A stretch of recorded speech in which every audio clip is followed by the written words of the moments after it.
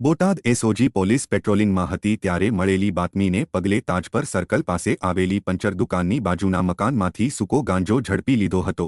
Botad SOG પોલીસે મળેલી બાતમીવાળી જગ્યાએ રેડ કરતા 15.65 કિલો ગાંજો મળી આવ્યો હતો।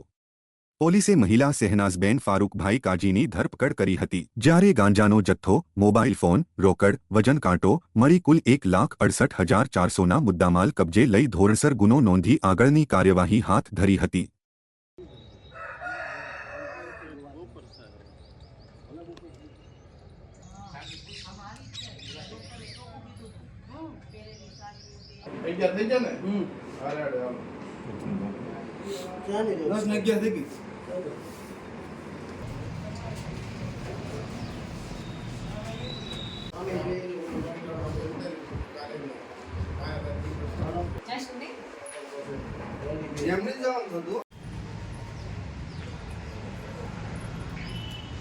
ગઈકાલ તારીખ 6/4/25ના રોજ Botad SOG PI MG Jadeja અને એમની ટીમ, એમાં હેડ કોન્સ્ટેબલ યુવરાજસિંહ અને અન્ય માણસોને એક હકીકત મળી હતી કે બોટાદ પંચપીરની દરગાહ પાસે શહેનાઝબેન કાજી નામની એક લેડી જે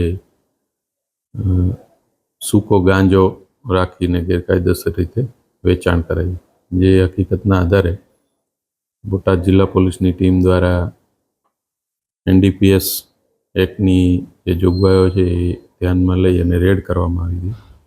તે બાતમીવાળી જગ્યાએથી પોલીસ દ્વારા 15 કિલો અને 560 ગ્રામ, જેની કિંમત 1,56,000 અને એક મોબાઈલ તથા રોકડા રૂપિયા 1800 મળી કુલ 1,68,400નો મુદ્દામાલ કબજે કરવામાં આવ્યો છે।